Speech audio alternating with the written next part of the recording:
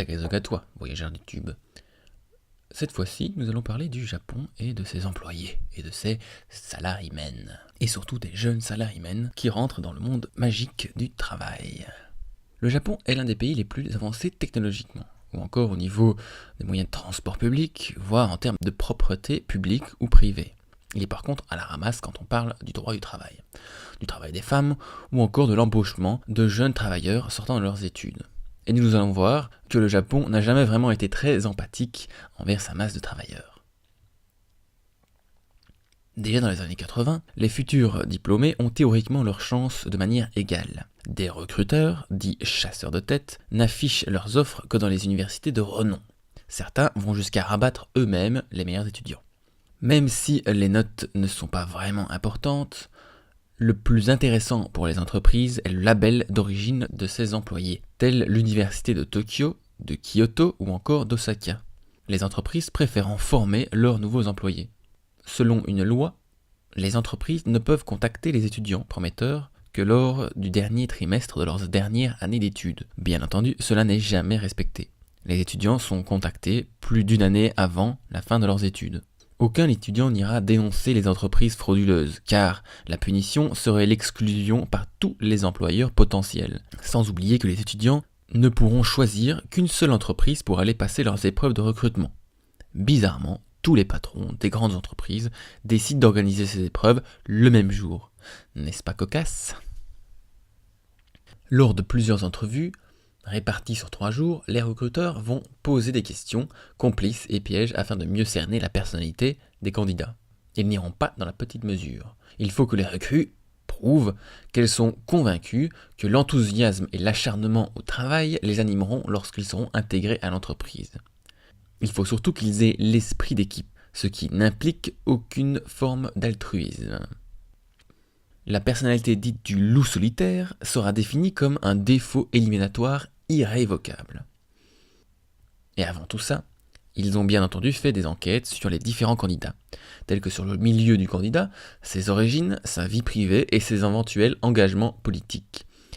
Et oui, ceci est bien légal au Japon, avec un arrêté en décembre 1973 de la Cour suprême. Il est donc possible à une entreprise au pays du soleil levant de discriminer à l'embauche une personne en fonction de son opinion politique. Mais pas seulement. Ce serait trop facile. Les burakomines sont aussi dans le collimateur, voire sur liste noire des recruteurs. Sans oublier les orphelins, les aînés ou les enfants de parents divorcés. Les entreprises vont aussi éliminer, après une visite médicale obligatoire, les souffreteux, les malingres, et tout ce que la société japonaise refuse de compter en son sein, tels que les handicapés ou les malades du sida. Une littérature abondante permet aux étudiants de se préparer à ces nombreuses questions et apprennent à répondre correctement. Il est par exemple conseillé à un motard d'abandonner sa moto, sinon il pourrait passer pour un mauvais garçon. Si vous aviez attrapé une maladie contagieuse par le passé, ne le niez pas, et dites qu'elle a permis un rapprochement de votre famille. Chaque réponse qu'ils donneront seront vérifiées par les examinateurs. Certains parents auraient admis ne pas avoir divorcé pour garantir l'avenir de leur enfant. Il est admis que le conformisme politique est une règle, et si les recrues ont participé à une activité militante ou syndicale, même à l'époque lycéenne, ils seront définitivement éliminés. Philippe Pons rapporte cette phrase si célèbre au Japon. « Chez nous, on n'embauche pas les rouges. »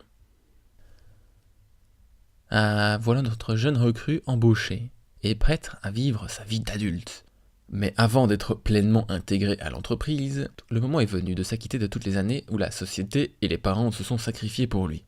Car il faut être juste et bien leur faire comprendre que jusque maintenant, ils n'ont fait que profiter de la société japonaise. Cela va se caractériser par un stage, afin de se débarrasser de toute survivance d'individualisme et de se former à la vie de groupe. Un super documentaire en parle sur YouTube, je mets le lien dans la description. Il explique ce stage de manière parfaite et vraiment tout ce qu'il le comprend. Si vous voulez voir des jeunes et des moins jeunes être pris pour des robots ou des enfants, c'est l'exemple parfait. Les responsables des nouveaux venus dans l'entreprise vont les observer et les remanier afin que ces esprits fragiles apprennent à participer, à collaborer et à reléguer ad vitam aeternam toute velléité de vie privée, ainsi qu'à refouler leur ego. Les premiers tests concernent les jours fériés. Seront discrédités les travailleurs qui useront de leur droit au repos, tandis que les autres, assidus, même le dimanche, seront signalés à la direction pour leur bon esprit d'entreprise. Par contre, ceux montrant un peu trop d'ambition seront relayés à la tâche les plus basses, pour bien leur montrer leur place. Ainsi donc, l'employeur japonais se doit d'arriver plus tôt au travail qu'à l'heure indiquée, repartir bien plus tard, ne pas demander à être payé pour les heures supplémentaires exercées, ou encore en rentrant de vacances avant le terme légal. Il ne faudrait pas imaginer que les travailleurs japonais se satisfont de ce rituel d'embauche. Ils ne se plient à ces durs sacrifices que parce qu'ils n'ont pas d'autre ouverture vers la vie active. Mes amis, bienvenue au Japon.